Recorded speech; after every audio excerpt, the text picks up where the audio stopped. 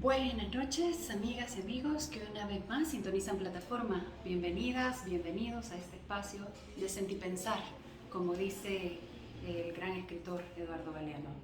Esa habilidad, esa posibilidad de poder unir tanto la idea como el sentimiento y poder entonces así ir construyendo a través de la base de los debates, del debate necesario, de las ideas que se encuentran para poder ir avanzando en relación con esta sociedad que estamos tratando de construir.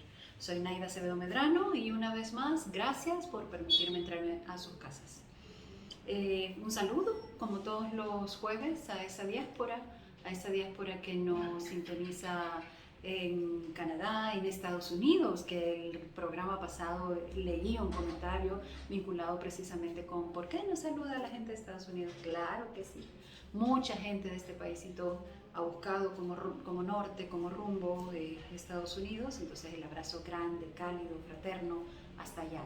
Para el resto del continente, por supuesto, para América Latina, nuestra América Latina, también fuerte el saludo, el abrazo cercano. La gente que está en Europa, Carlos Escobar, que se mantiene con una conexión muy cercana en noticias y en procesos de opinión, entre otras tantas.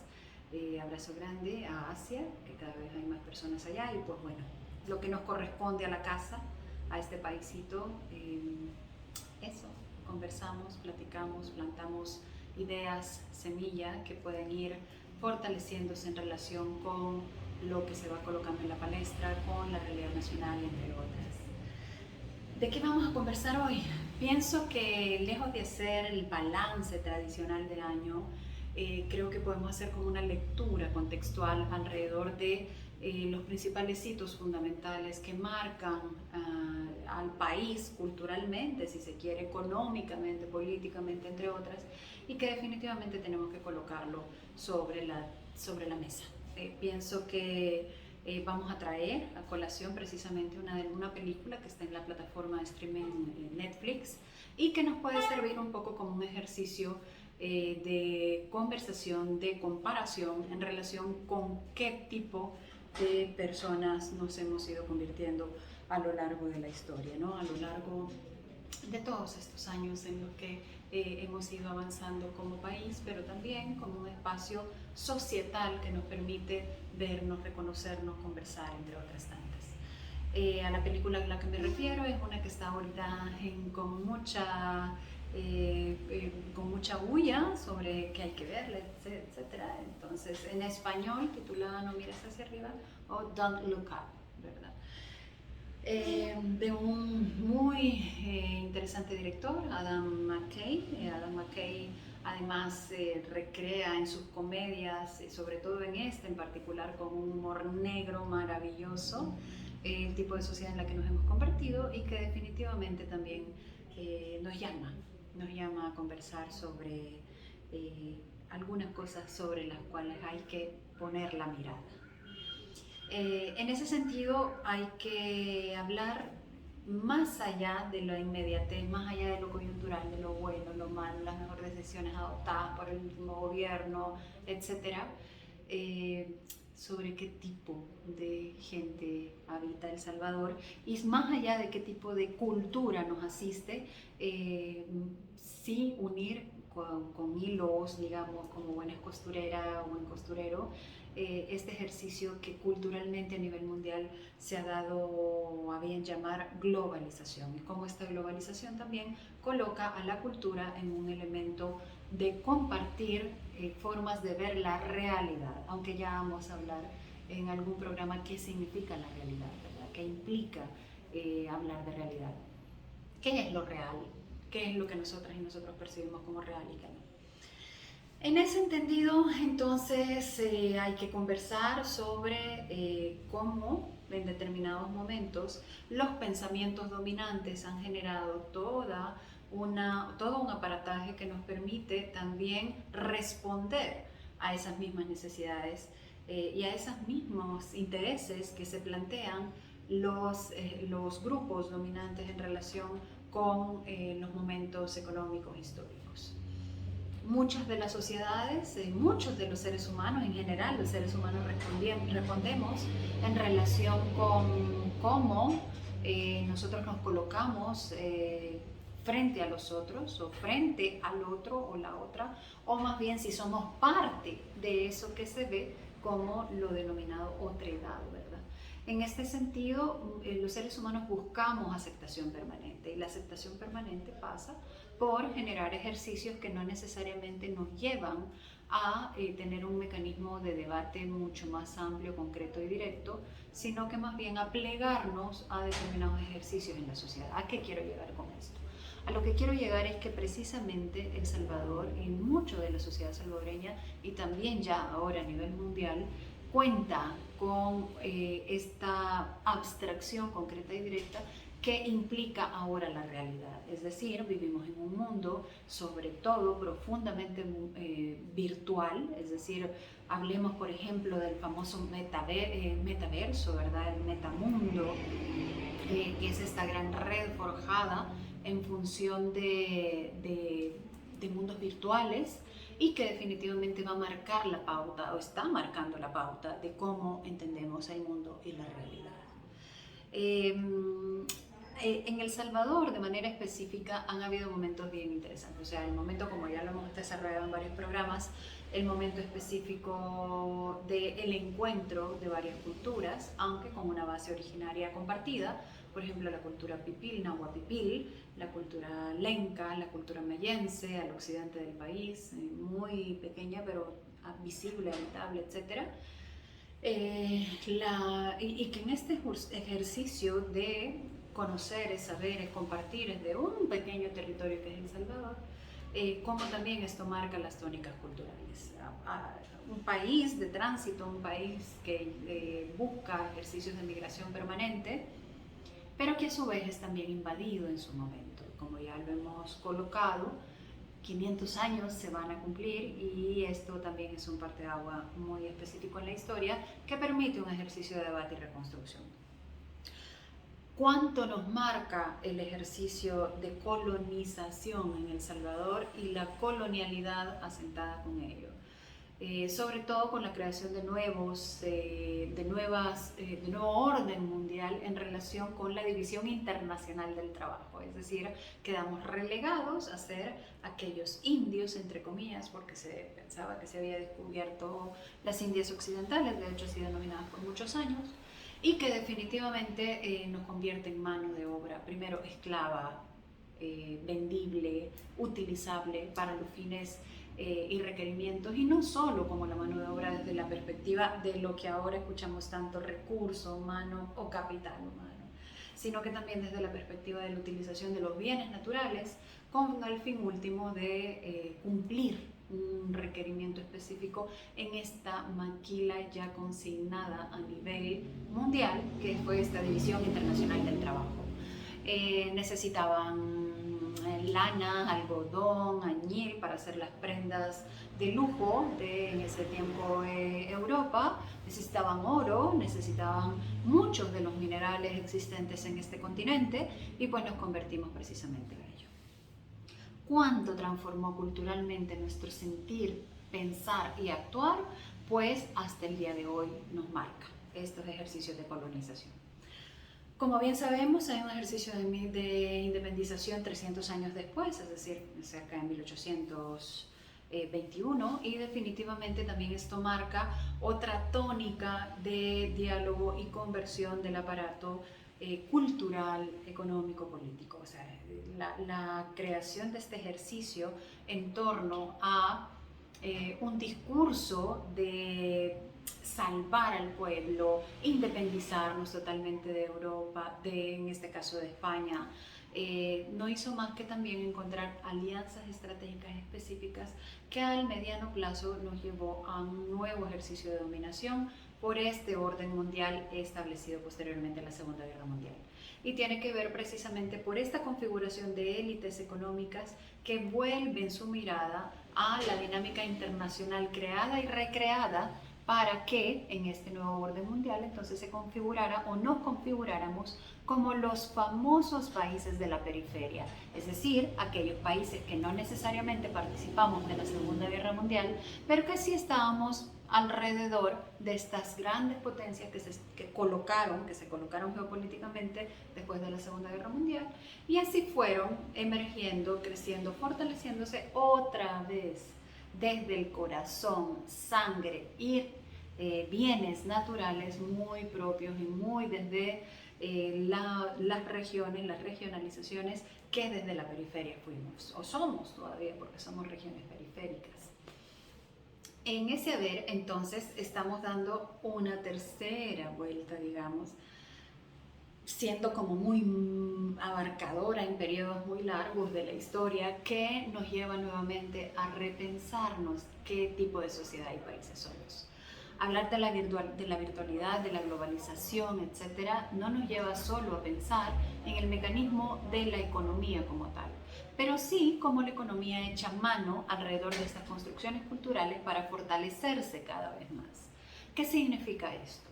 Que dentro de la construcción categórica de globalización hay también todo un ejercicio de dominación en el que la población, la gente, la humanidad en su conjunto todavía anhela creer.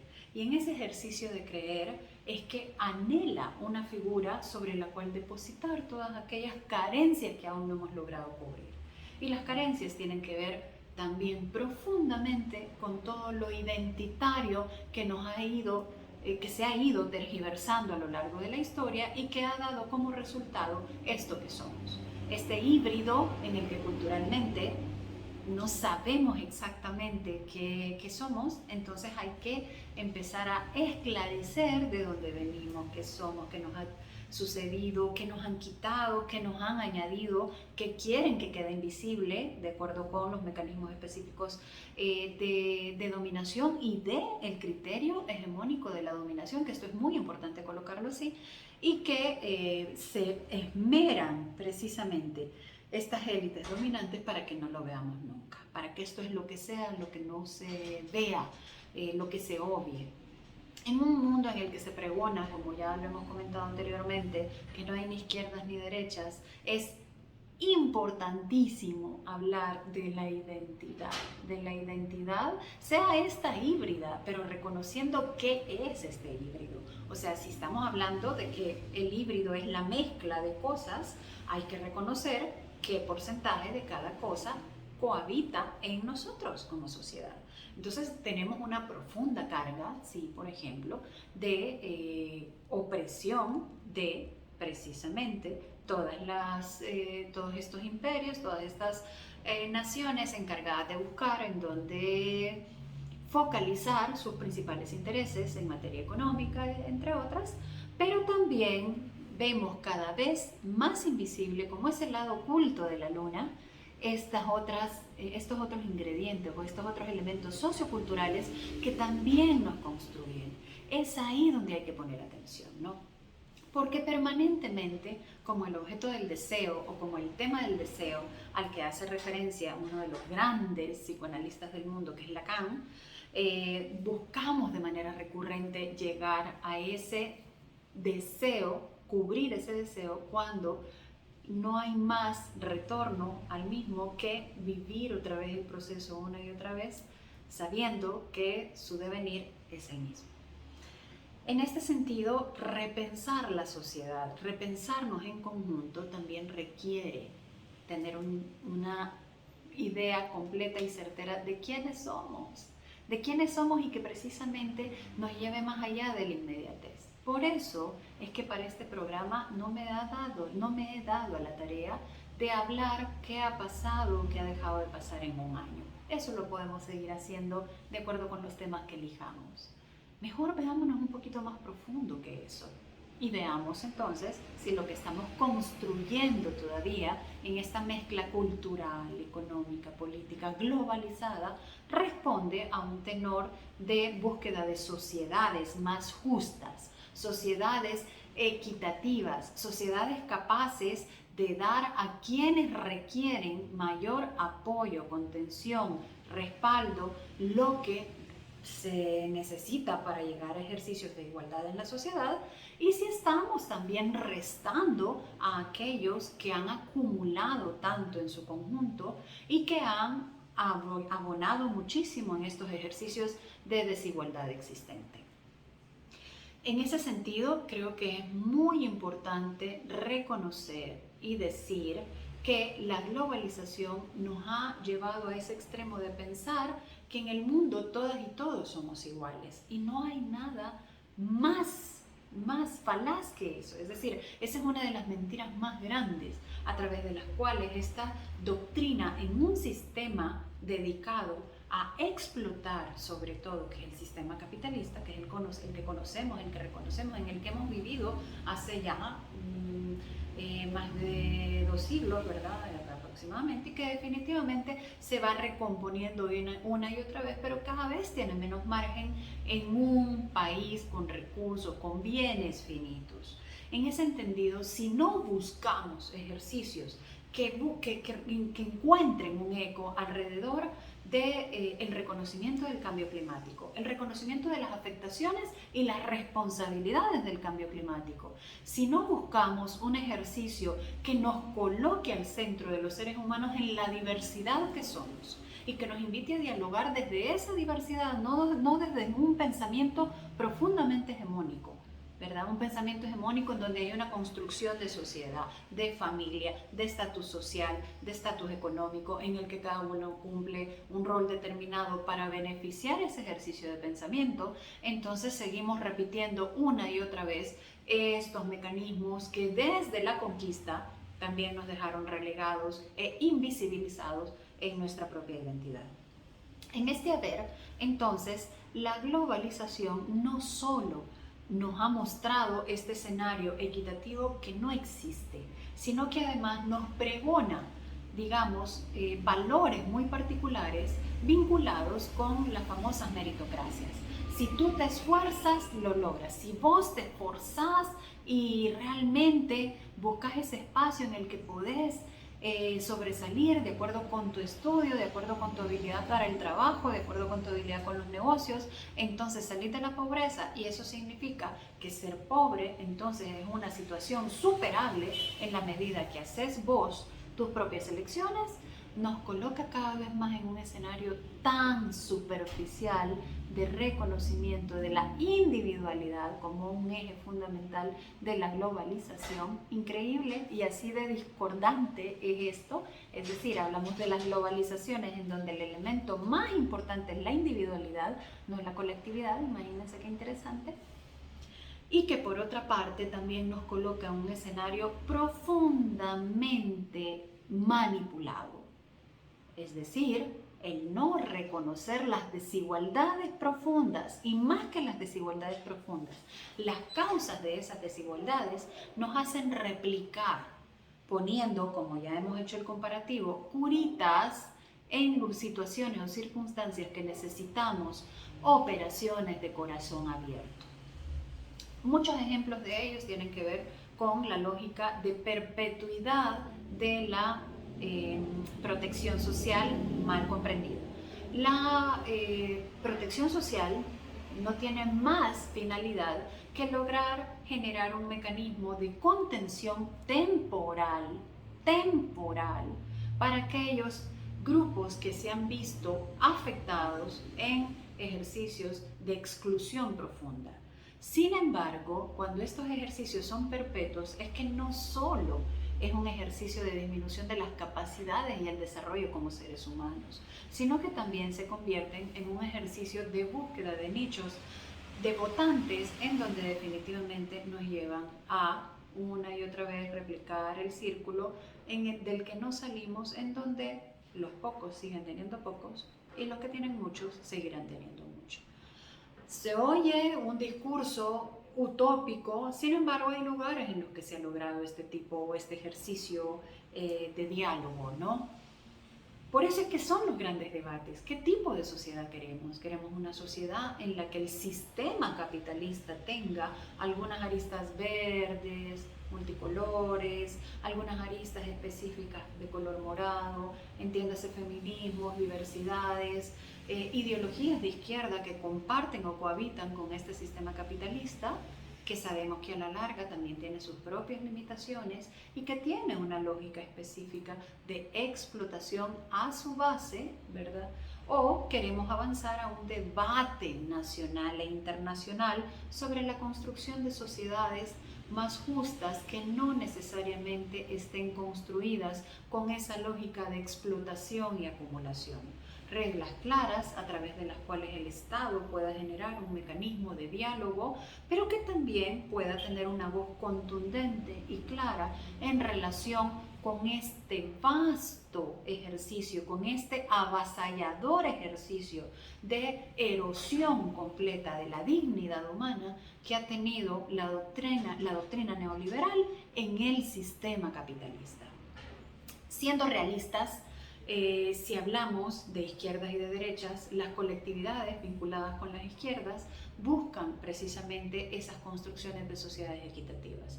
Hay que ver qué tanto se cohabita y con quiénes se cohabitan, aunque vaya por segmentos. Habrá momentos en que las izquierdas radicales no tendrán eco en la sociedad, ni en su programa, ni en su conjunto, porque las condiciones materiales no están dadas. Entonces tendrá que ser por determinados segmentos históricos. Yo sí creo en la posibilidad de una apuesta colectiva con sus segmentos, con la posibilidad de diálogos entre pares que nos permita ir avanzando a la búsqueda de esa interacción más justa socialmente, económicamente, políticamente, holísticamente con nuestros ecosistemas que nos permitan evolucionar como seres humanos. Lo dejo planteado este jueves en preámbulo del último día del año. Nos vemos de todas maneras la próxima semana. Esto es un ejercicio continuo. Espero que pasen una noche de fin de año con todo lo mejor posible en el buen sentido espiritual de la palabra y nos vemos el próximo jueves, como suele ser, como debe ser.